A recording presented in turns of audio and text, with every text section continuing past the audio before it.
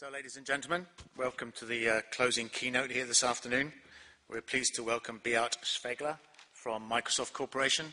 Beat is involved in the platform strategy group worldwide. He's based in Switzerland, but is part of the Redmond team, and very much looking at end-to-end and hybrid cloud issues and Microsoft's overall system-level strategy rather than individual product-level strategy.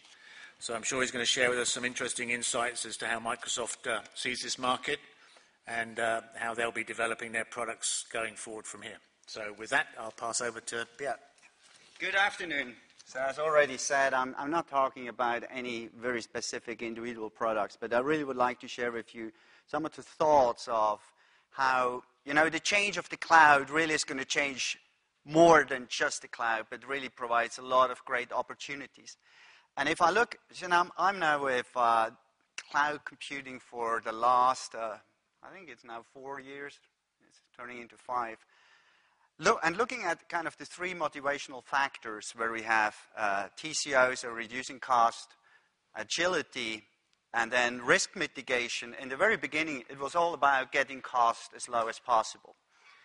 But now over time, what we really saw, and I think that's the really exciting area, is where we have the ability to really, let me just move that once ahead, where we really have the ability to really provide the business with a more agile infrastructure, and the business can really pick that up. And the last really is about risk mitigation. A lot of stuff that I see wouldn't be possible if you have to invest into these type of solutions up front. So where in the very beginning of cloud computing, it was all about TCO, reducing cost, then it turned into agility, and then also obviously really mitigate risk.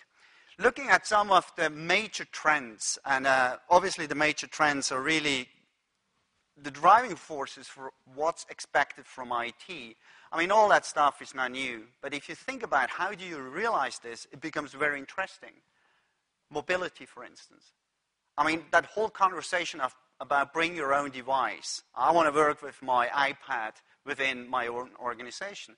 Now, my question is this really the right device to work within your organization? Or wouldn't it be even better you could use it on your commute? But if I use it on my commute, I mean, I'm not going to be connected to my corporate network. How can I do some meaningful work? And considering that most of the iPads don't have any 3G connection, how do I do that? Looking at other devices like the phone, I mean, the benefit of a phone is it's your device. It's very personal. This is the one device you're not handing around. So it's actually the device you can reach employees instantly if needed. But again, how do you connect them to a corporate network? Maybe you don't need to, because you're going to come up with solutions that really bridge that gap of a private cloud and a public cloud, where the devices are actually served through the public cloud, and a lot of the back-end stuff is done on a private cloud. Think about stuff like social. Obviously, a lot of marketeers, they really want to provide social marketing campaigns so that are rural. That can be actually quite a risk, because if it really hits the ground, how do you provide the capacity to serve that marketing campaign? That's, again, obviously where the cloud really, really helps. But it's not necessarily the private cloud, where you have a certain capacity limit. It's going to be a public cloud where you're going to run that marketing campaign for something like 2 months, and then you're going to shut it off. And you just pay for what you actually use. And then obviously, last but not least, is the whole big data thing. And I'm sure you heard about this all the 2 days. My whole take on this is the way we write applications and the way we treat data needs to change. It's not about the storing infrastructure. Because if you think about it in the past, what we really did, at the moment when we stored the data, we were thinking about what data we want to extract or information we want to extract in the future. If we still do this and only store the information that we think is going to be useful in the future, there is no IP, data IP in it. To give you an example, when you're actually moving into this device space, you're going to have a huge amount of information which is around about device usage, about device location, about all these type of things that we usually would throw away. However, if we start to keep that, because we don't know what type of IP we want to get out of it in the future, then it becomes interesting. So it's not a technology movement. It's also a movement about how we treat data in our business workflows. And that becomes very interesting. So one of the obvious reasons is because the cloud makes it possible to store data fairly cheap. But the more interesting thing is then how do you need to store that data that you can make sense out of it later in the future? And that is really where cloud-style computing becomes interesting.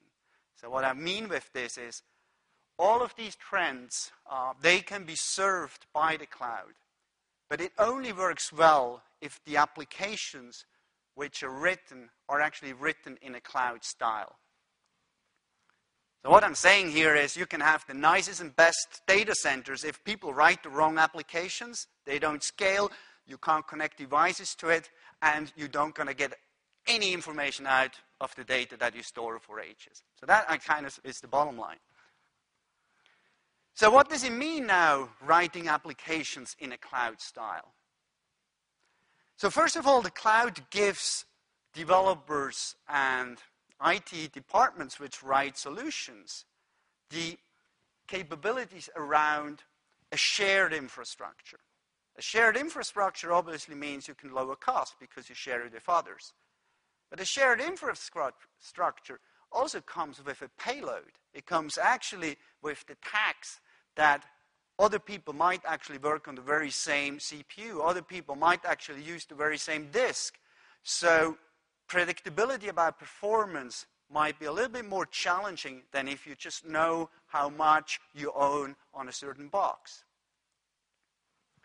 The good thing is, me as a developer, I can self-service. So if I'm creative overnight, I can actually get these resources on a Sunday night and can dry run my solutions. So that's where I really get agility from. So the shared is really about the cost saving. And then elasticity is, if I write an application in true cloud style, I can just scale it up and scale it down when needed. Obviously, this is a marketing slogan. Everyone tells you, if you use the cloud, you can scale up and scale down. No. Only if you use the cloud and the stuff that runs on it can actually handle that scalability, then it is fine. So then you can scale up and scale down. And if you can scale down, you're obviously going to pay less. So that's the whole utility factor to it. So what does this now mean? If I want to take advantage of this when I'm writing solutions or rewrite solutions. So first of all, it is really a new design point. So all the things that you hear, let's take my terabyte, relational database and move it to the cloud. It's not going to work. It's not going to work because they're designed for scale up. The cloud is fundamentally designed for scale out. So the way you treat data needs to be different. It's about data partitioning. And IT and the infrastructure can support that, but they can't make the partitioning decision. It is the people who know the domain, who know how the domain is going to change from a business perspective, who can make that decisions. Another design point is there can't be any state on every single node. Otherwise, you can't scale them up and scale them down. So it's much more than just virtualization. If you want to scale up and down, regardless of the nodes, then you need to be ensured that on none of your images that you virtualize, data is stored. And you can't store the data in relational databases because they're designed for scale up. So you need to store them in something we call, for instance, NoSQL or big data storage. And then, obviously, you need to factor in the way we use devices. So suddenly when we want to expose scenarios, device scenarios, and I mean that pressure comes along. And I personally don't believe that connecting a device to a corporate network gives me the benefit I want. What I really want to have is an app on my mobile device that I can use in the morning. So for instance, if I'm a private, let's assume I deal with a portfolio of a bank and I have private customers. In the morning, I want to get a push notification with an app about, look, there are some issues with some of your customers' portfolios. So I'm going to select the ones I want to review on the way to the office on my device, obviously my slate. So I'm going to do this. While I'm doing this, I synchronize these portfolios on my device. None of them is connected to the corporate network. And on my commute, I do some research on it. When I get to the office, I go to my desk and I finish that process and do the transactional work behind it. So that really requires that we build systems which open up, which basically use the public cloud as a key paradigm to provide services to devices. So suddenly the discussion is not about, oh, I can move from running a data center virtualized, and now I run a data center as a private cloud. Stop. If you really want to connect to devices anytime and anywhere, you suddenly need to think about how you can provide this service in a public cloud. And we all know there are some issues with providing stuff in a public cloud versus a private cloud, predominantly about security and compliancy. But there are benefits, which is about the economy of scale. And then I truly believe that hybrid is going to be the end state. So it's not a switch. I do not believe that an organization is going to switch from on-prem to off-prem or from on-prem to on-prem. I believe above a certain size, organizations use this as a slider and decide, depending on the capabilities, but also depending on the cost structure, the agility, and the risk, where the slider is going to be positioned on a per capability base. So not all together, but really on a per capability base. And that is a really important thing, because what I see a lot is kind of cloud is used for innovation, and once people understand how it works, they bring it back into the data center if they have a mature data center operation and run the mature private cloud. But I also see organizations which actually do experiment privately in their own data center, and once they understand how the solution looks like, roll it out to a public cloud. It really depends on what is the benefit you want to get out of it. And obviously, the benefit is across the two dimensions. It's about how much control do you really want to have, but therefore need to pay up front in further capacity increase, the whole CapEx aspect, and how much do you want to benefit from the economy of scale? And one of the interesting things, if you look at your application portfolio and use a slider rather than a switch, we start to realize that you can't take solutions as they are today. So you can't say, look, my CRM system goes now into the cloud, or my ERP system goes into the cloud. Obviously, you can do this, and you can say your CRM, there are many examples out there. But if you think about a larger organization, because certain data might be privacy and compliancy sensitive, so you have to have very specific policies. So if we really want to benefit from cloud computing, what we need to think is about how can we move capabilities along that continuum. Not solutions that have been built for the data center, but really think about how can we now think about capabilities like, okay, if I have a capability which is anyway for the mobile worker, that is the perfect capability to put into the private cloud and take advantage of this. If we have a capability that is really here to run marketing campaigns, let's do this in a public cloud. If we have a capability which is highly transactional, highly data sensitive, let's stick this into our private cloud. But it's not the solution. It's really kind of the capability that you need to look at. And that's why it is so hard for many existing organizations to think about where to start, because you need to break up, most likely, existing solutions. And the big benefit you really get from the public cloud is, you don't have to invest into it. You don't care about the capacity planning, because that is someone else's problem. And you're most likely going to get a fairly good economy of scale. Obviously, there are organizations out there, global organizations, which run their data center again, as well, on a very large economy of scale. The interesting thing is going to these organizations is that they would sometimes like to do more. Look at high-performance computing. Their high-performance computing farms within their own data centers, they're fully leveraged. But sometimes they would like to do some test projects or other type of piloting, and that's where they're actually going to use, for instance, the private cloud for. And that is only really possible if stuff is written in a way that you can move it along the continuum.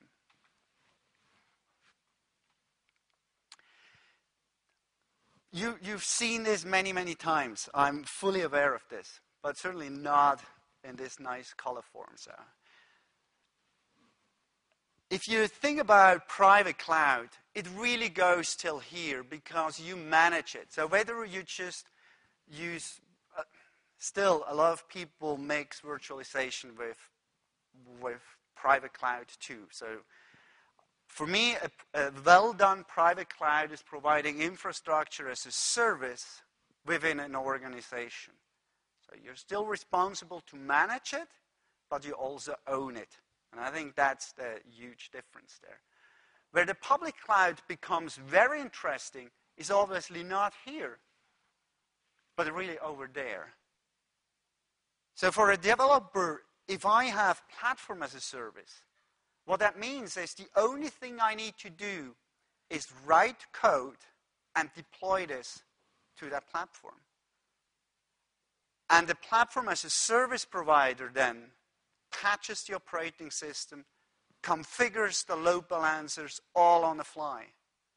And that is a real beauty, as you can imagine, because only a few developers really understand how you actually configure a highly scalable network and attach it to storage and so forth. With infrastructure as a service, the only thing you're going to get are virtual images. And to connect them in the right way that you can scale up and scale down is still in the hand of the people who manage that. So that is really, I think, the big difference there. And obviously for small and medium businesses and also consumers, it's the consumption of software as a service that's certainly going to move there very fast. But for large enterprises, mid-sized enterprises, I do believe that we're going to have that whole continuum. And the question really is, where do you put your existing capabilities and your new capabilities? Infrastructure as a service is just so interesting because you can take most likely existing applications and run them economically cheaper. But to really get a lot of great benefits, you're most likely going to move towards the other models. Or you're going to move them maybe even back. That's really a matter of what do you need. If you're going to need, for instance, a large-scale relational database, it's most likely not provided as a commodity within an enterprise. It's something that's most likely, again, going to be provided in this part here. And just understanding where we have the ability to position certain capabilities and workloads, and really take advantage of it, is going to be a great asset to have within an organization. So now, how do we position ourselves in this whole context as Microsoft? So for us, our cloud platform is Windows, which means the private cloud is Windows Server, and the public cloud is Windows Azure. And our goal is symmetry between these platforms, which means if someone writes solutions in a cloud style, it is a decision of deployment, whether it runs public or private. And the way we achieve this is, from an identity perspective, we have Active Directory. We have Active Directory, obviously, in a private cloud, but we have Active Directory also in a public cloud. And we have federation. So what I mean with in a public cloud is we have Active Directory service as part of our Windows Azure offering. For instance, Office 365 runs on top of this. But in addition to this, you can federate Active Directory forests. So Active Directory is our identity story. Hyper-V is our virtualization approach. If you want to do infrastructure as a service, you can do this on Windows Server in your private cloud. If you think that image is stable, you can actually ship it to us and we run it on Windows Azure in a public cloud. And vice versa. We use the same virtualization technology in a public as in the private cloud. Then if you look at the application platform, you can use whatever you want. If it runs on Windows, it runs on Windows Azure. And we actually made a superb effort to make Node and other open source projects first-class citizen on Windows Azure. We actually even run Linux on Windows Azure. And then we have the same development environment. And last but not least, System Center is here to manage them across the board. And that is really kind of Microsoft's cloud strategy. If you think about this, it's about the hybrid approach, but it's not a switch, it's a slider. So it is up to you as an organization where on this continuum you feel you're going to get the biggest benefit out of it.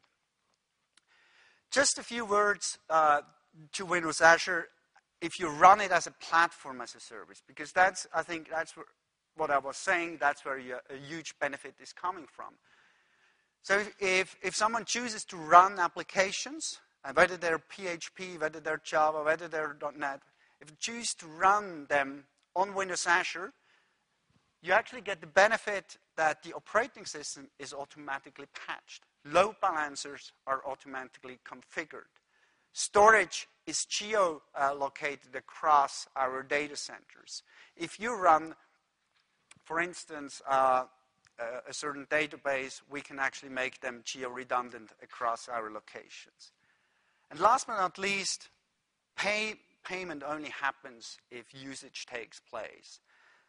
I heard a good word. So if you think about the infrastructure as a service model, you provision number of virtual machines. So you actually do not pay for what you use, you pay for what you provision. So in a true platform as a service model, you actually pay for what you use rather than just what you provision. It's a subtle difference there. And then I think where it becomes very interesting as well, there are high-level services that we provide. So for instance, we have a content delivery network. It's the very same content delivery network that we use for Windows Update and other Windows services. So that means you can bring data much, much closer to your end customers if needed. We have stuff like caching. And another interesting thing is we provide an infrastructure that routes requests to the closest of our data centers to really ensure lowest latency if you use, for instance, mobile or web-based applications.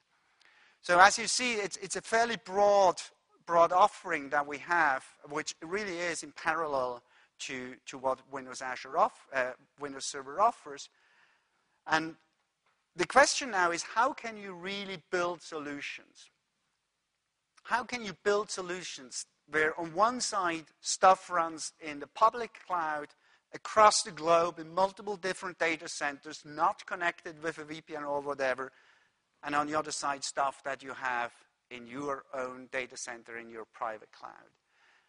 And you can do this on multiple levels. So you can decide, I only want to synchronize certain data. So I push data out of my data center to public storage and make that available. Or you can say, look, I want to synchronize on an application level, which means you provide, for instance, a messaging API, so you can send messages to your application. So there is no intrusion from a data perspective because you're in control of the messages and how you process the messages. Or you can say, look, I want to have a trusted instance in the cloud, and I can connect to that particular instance, so computer-to-computer connection. Or you can add all the servers that you have within the public cloud to a virtual private network, which then obviously, the way this works is we just give you the scripts that you can run on your VPN routers.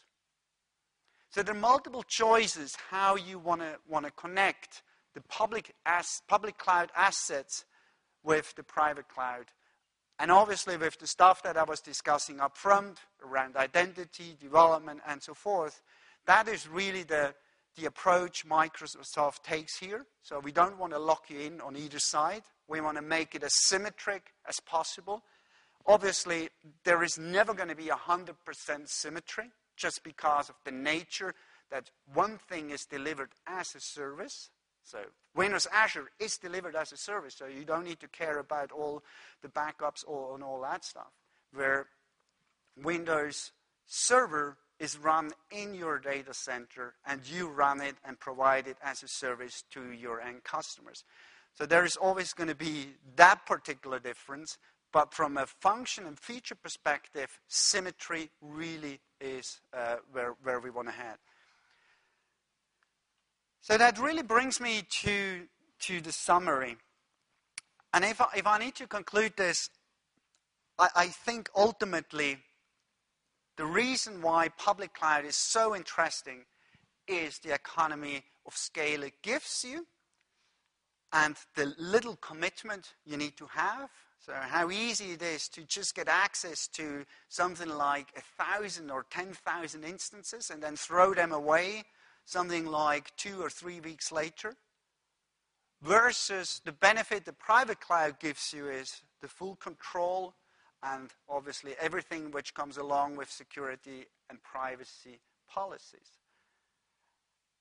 Responsible about these IT portfolios, also being responsible about an IT portfolio really means knowing how to balance these two things and take advantage on both sides where it makes the most sense.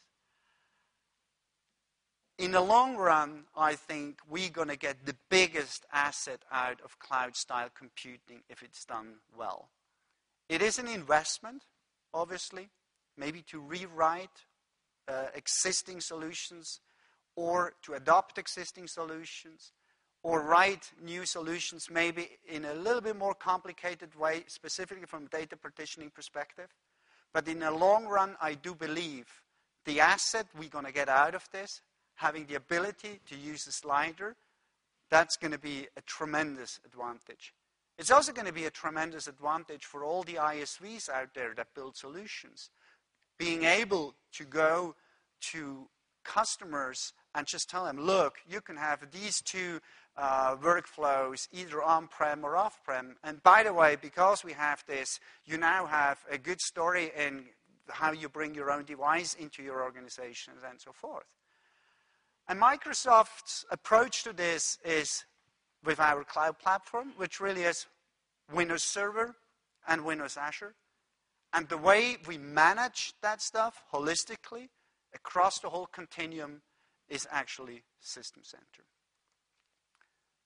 With this, I think I'm the last one of the day, so I hope you have something to think about and can enjoy a little bit of sun outside while actually walking to wherever you need to walk. So thanks.